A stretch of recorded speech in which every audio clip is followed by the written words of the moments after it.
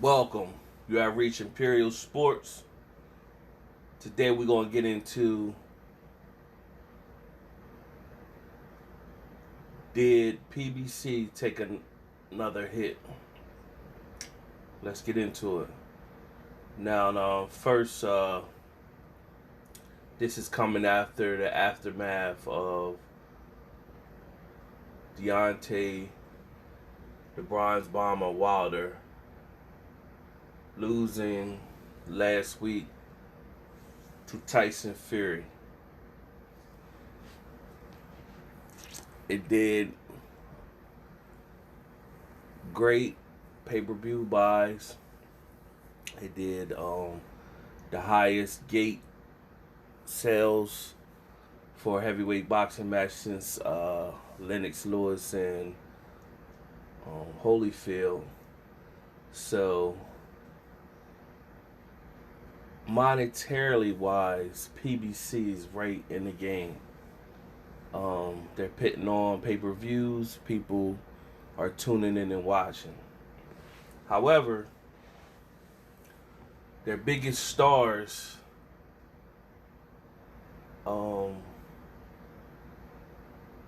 have taken a hit. And when I say taking a hit, somebody say, well, what are you talking about? Both Charlos still got a belt.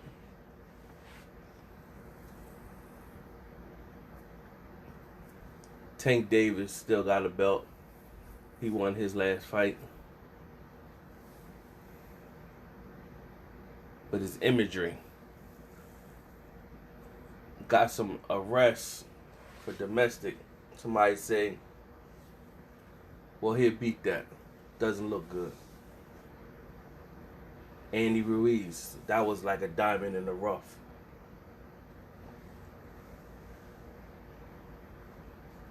He had an opportunity, big one. Folded. It take a while for him to get that type of opportunity back again. And especially when he's like an easygoing guy, where he's not calling people out like he should, that's going to demand the attention that's needed to get in the game. See, he lucked up and got that fight right there, or whatever. But right now, he should be going hard trying to call out Dillian White to make that fight. Got to get him right back in the mix right there, if he's serious. But what am I know? Just somebody that watches boxing. Earl Spence, coming off getting the WBC after he had the IBF,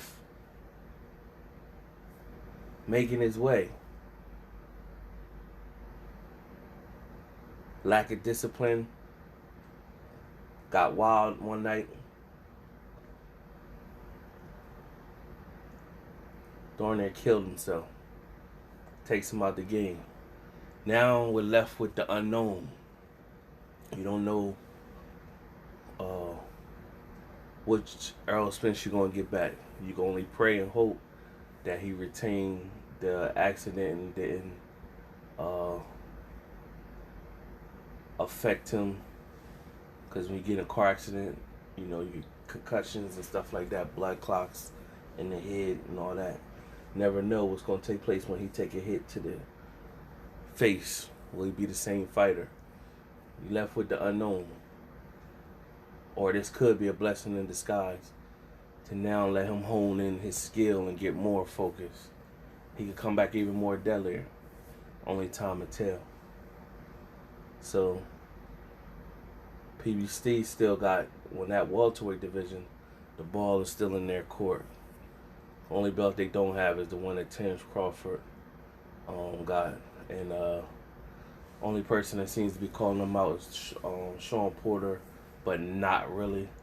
They kind of friends, so it's not really something they looking to happen. One person that should be calling Crawford out is Garcia. I don't know how Garcia's not calling Crawford out. I mean, you could say, what are you talking about? He has called. No. I mean, we're in the age of social media. social media was where you get your point across. I mean, you could really be, if you really want that smoke with Crawford, you could really be out here going hard, showing up to all the events, calling them out to get that work or whatever. And then somebody can say, well, he said whatever, tell him just send a contract or whatever. Maybe they did send a contract and maybe it was just he felt as though he was worth more, but you don't got no belt. You're sitting with 2 losses. He don't got no losses, so he's obviously the A side. So I don't know what kind of contract you really expecting or whatever. Something good, but not exquisite. So I went down the line of their most notable fighters, and the loss to Wilder, that hurt. That hurt. You know what I'm saying? And Wilder came a long way. Came from humble beginnings. Made something out of his life. All the way to the big stage. And came up short. That hurt. Now you face what do Wilder do? Now, monetarily wise, they got to cash in that rematch clause. Monetarily wise. Career wise, somebody might say the same thing. He got to get back at it. Come to find out, everybody thought he had an eardrum ruptured. He didn't. His earlobe with the earring, they said, was split. And so,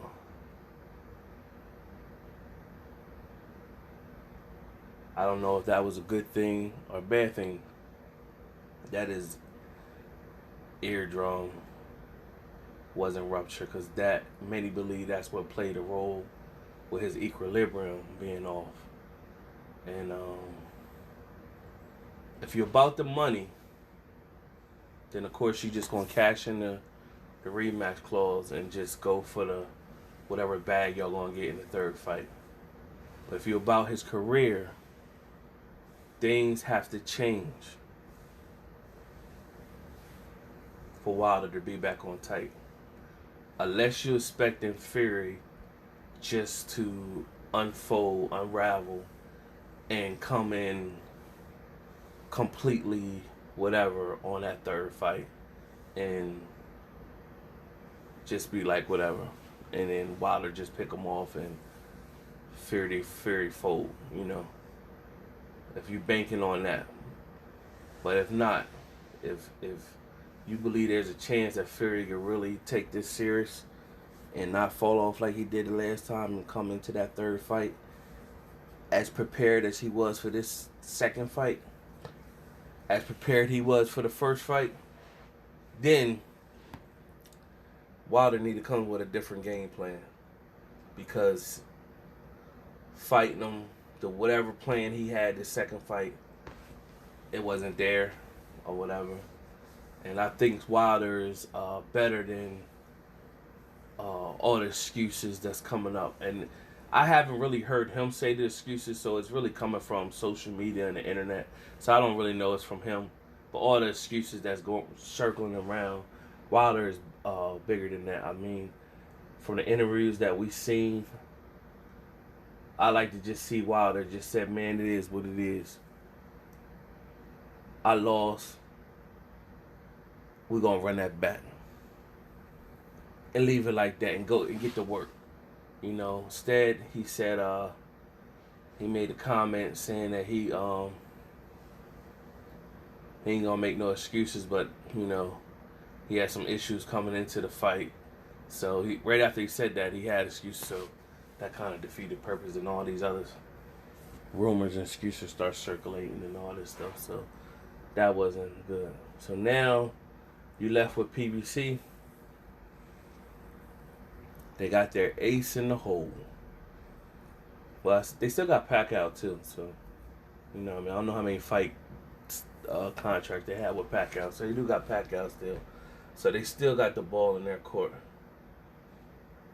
with the welterweight division. They own that. But then they got their ace in the hole what is PBC's ace in the hole? Floyd Money Mayweather. That's their ace in the hole. And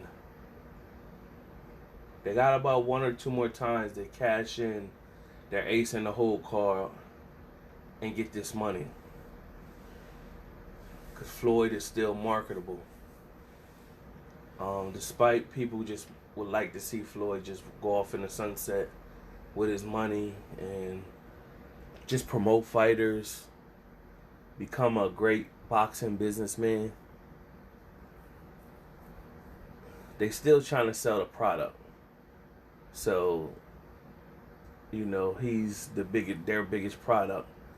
Wilder was on his way to be, still can be, but he gotta sharpen his skill or whatever, because the biggest moments is where they cash in. The biggest moment, that was a huge moment last Saturday. That was huge. That moment was so huge that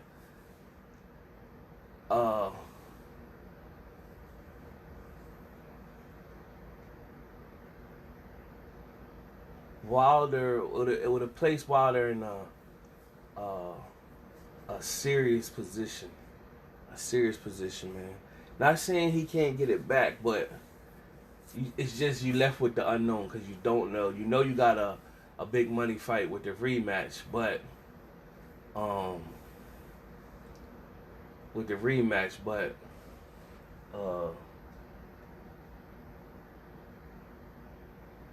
when you left with the unknown, because you like, man, he could rematch Fury, and then he could rematch Fury and lose.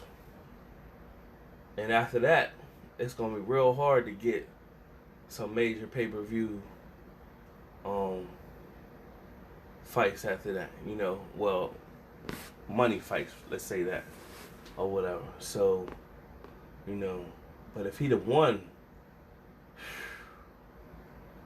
man, with Tyson versus, I said Tyson, Fury versus Wilder too. What that did, it brought out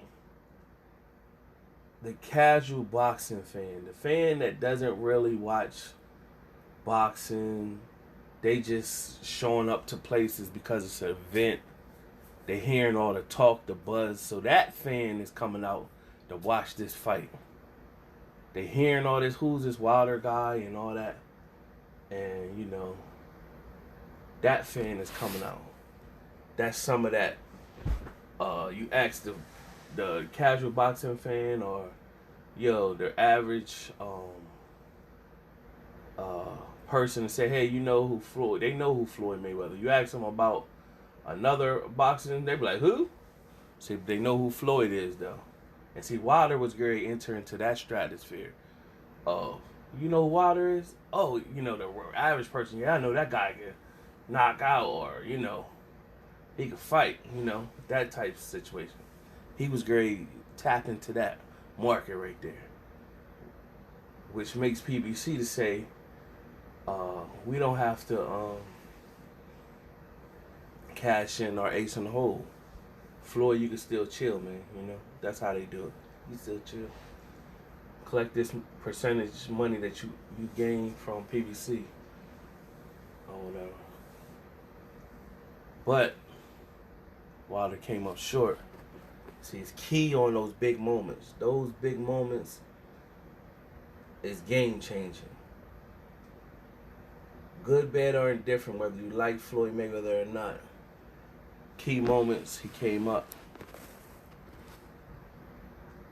He got it done. Whether you like the way he got it done or not, he did. And that's why he's able to get big checks for 100 plus million, 200 plus million, still come back. Got a big deal from Showtime, 250 million, 6 fights. Got a big check with Pacquiao, 200 something million. 200 plus million. Got a big deal with Conor McGregor after retirement. 250 plus million. You know, those big fights. That's how. The big moments, he wishmacall. Still undefeated. Why? What he could do now? He can still come back and cash in. Get another 200 mil. Just like that. Just because those big moments.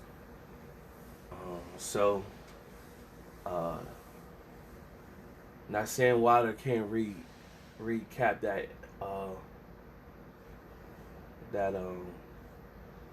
moment, but it's gonna be hard. I mean, that third fight, he gonna have to smoke Fury, and let go all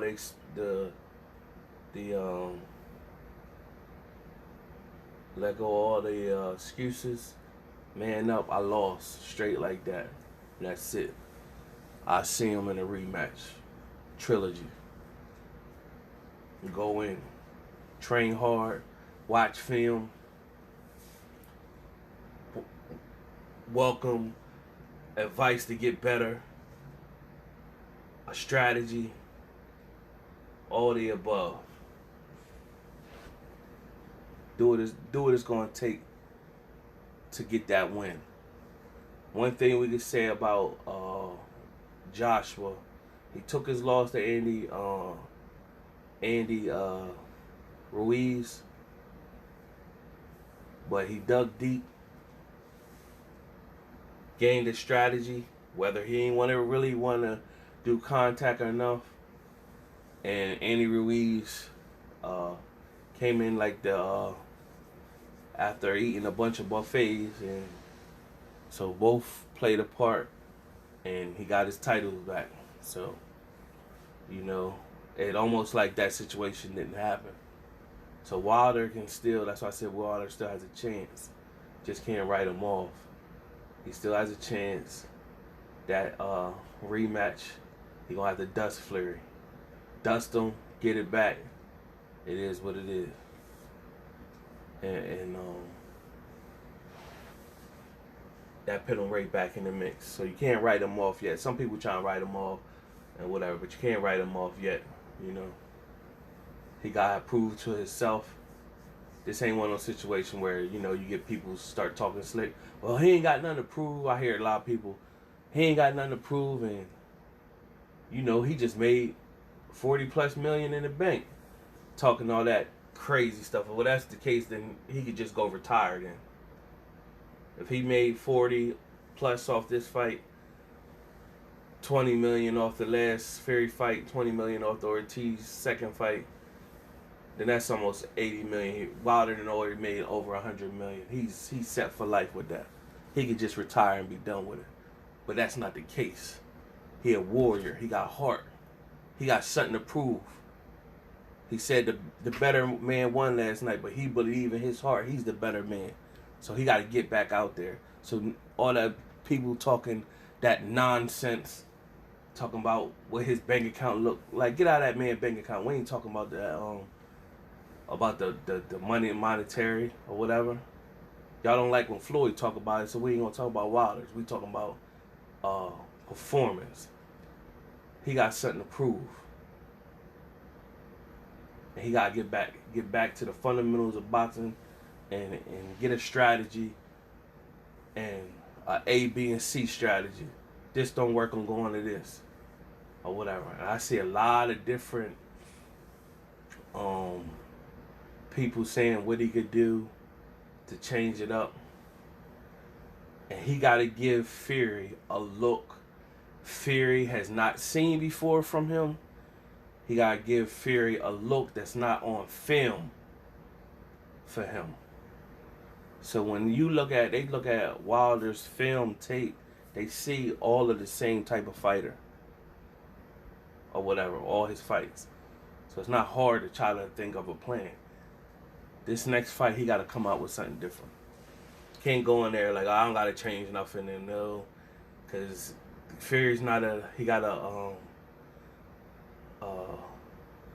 a high boxing IQ, ring IQ in there. He's a thinker or whatever. And he's in there playing chess. So you can't be in there playing checkers while he's playing chess on how he gonna beat you or whatever. So they need a strategy and give him something that he never seen before. And I know one key thing that Wilder did this is it's not enough time to give him the lethal